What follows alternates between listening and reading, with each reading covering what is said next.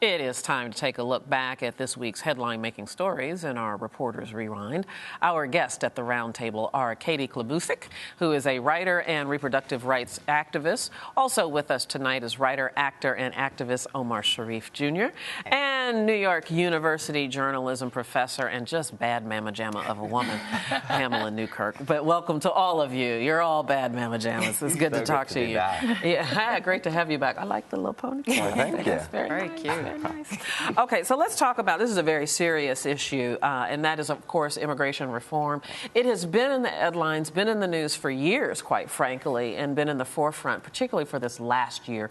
Bipartisan bill made it through the Senate, went nowhere in the House. So let's piece this apart a little bit. First of all, I'm wondering, particularly with those who want to take a hard-line stance on immigration, is there, in your mind at all, and I think I'll start with you, Omar, a lack of humanity in the stance? You know what, I think so. And I think one of the problems that we're seeing is that there's a difference between optics right now and genuine policy change on the sides of both the media reporting on the issue and the legislators in Congress. And I think we need to divide those two and say, we need real policy change. We need proactive policy change that will change people and change their lives. Yeah, and of course, and that's where the sticky point is just exactly what kind of policy change that would be. What do you think, Katie? I think it would start almost even before that, right? It would be understanding that this is a humanitarian crisis that's going on. So seeing people as human might be a nice start. And that a lot of our immigration policies go back to George W. Bush's presidency, which is what makes that divide and the way that it gets fought over in Congress just even stranger for people who've been paying attention to the last 10 years.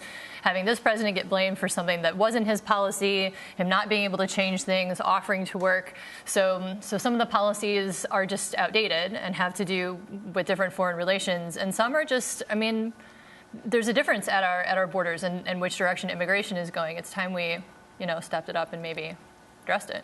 Pamela, let me turn to you. I want your general comments as well. But as I understand it, you agree with President Obama's stance that he didn't need to do the photo op at the border in this case. Whether he did or he didn't, I don't think it would much matter. I agree with Omar that it's really about policy now. And, as far as Republicans go, I think had he gone, they would have found a way to criticize him as like, oh, this is his Katrina. If he didn't go, oh, this is his Katrina. So I don't think that really much matters. If he can get something done and if he can use the momentum in the media coverage of this right now, that would be the best thing he could do. And that leads me to the follow-up question I want to ask you, Pamela, and that is, what role can the media play? Of course, there really is a true escalation in illegal immigration across the border, particularly of minors. That's a real thing. And it's not just because we're covering it. Yeah, and I think that's why it's being covered the way it's being covered so intensely, because they're children.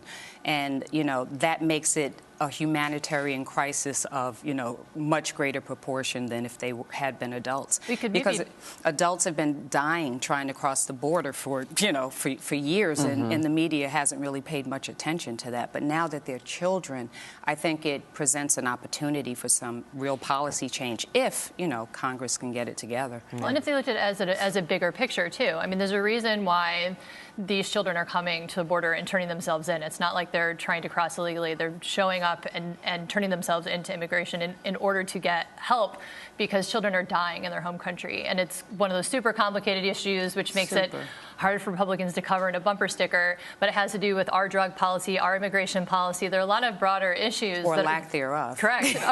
as to why they're coming, which is part of what makes it our responsibility. Yeah, what is so interesting, though, because we had an exclusive interview with a 14-year-old who came across the border by herself with the help of coyotes. She was assaulted by those coyotes and left for dead in the desert, but was rescued by Border Patrol and made it here and is facing deportation. It is hard to hear her story and not be affected by the humanity of it, no matter what the politics are. It's the stories that humanize us, and it's a shame to see politicians want to turn this into a photo op. People like Rick Perry turning this into a publicity stunt, criticizing the president when really the only border he's defended is his perfectly parted hair. Like, you've been waiting all afternoon for that one. I nailed it. That was worth the hearing. I'll give you a little bit. All right, we just got a couple of minutes left. Let's change the subjects and talk about a very interesting story that we covered just a couple of days ago here on Arise America, and it's about the intricacies of surrogacy and how really the laws, in so many ways, have not kept up with the technology. I think I want to start with you, Pam, because you have an interesting story of your friend with surrogacy and how complicated it can be. It's so complicated, and it has so many layers to it. You know, first you think, okay, you're using science and you're renting a womb of a less privileged person. Let's face it, upper middle class women, wealthy women are not the surrogates in most of these cases, right? Not unless they're doing it for a family member. For a sister or, so, you know, when you're paying someone for that, so there's that dimension of it. And then you think of the child and the possible confusion. Like, I don't know how many studies there have been. I mean, because this is still, you know, relatively new technology and it's taking off in all kind of ways. And you just wonder, like, so you have your mother and you have your surrogate mother, and a lot of times, in the case of my friend, her daughter knows the surrogate, and you know, and it was her egg, and so there's the biology of it, and she has siblings through, you know, her surrogate mother's biological mother's children, and it becomes really complicated, and I think it will take a lot for people to accept it, to become comfortable with it. Am I mistaken? You have a personal connection to this issue. I'm an adult adoptee. So part of hearing that story is that I'm the first generation, was born in the late 70s, so super closed adoptions, no records, we have nothing. The generation that came after mine, so the late 80s, early 90s, was the first time we talked about things like open adoption, semi-open adoption. I'm the first generation of adopted kids where you even knew you were adopted. Exactly. So I think this is adding a literally technical level to that, to the complications. Absolutely. But it's, I mean, the idea of, people get taken advantage of, certainly, but that's been going on since the beginning of time. When people want to have kids and there's people who need resources, there'll always be people around to take advantage. I think better legislation and contracting on it is probably, and we've gotten better at adoption. I don't know why we can't get better at this contracting too. Yeah, I mean, it's fraught with problems, and then you have to throw in the issue of same-sex couples who also want to have children. If they want to have it with their own genetic material, they have to use surrogacy. Absolutely. Your thoughts on that? I mean, it's a problem that goes both. It's an issue that goes both ways. You have people coming to America to have babies and use surrogates here. And you have Americans going abroad to places like India for cheaper surrogacy. So we've dealt with complex issues as a society for a long time. We have conferences on everything from trade-related issues and intellectual property rights.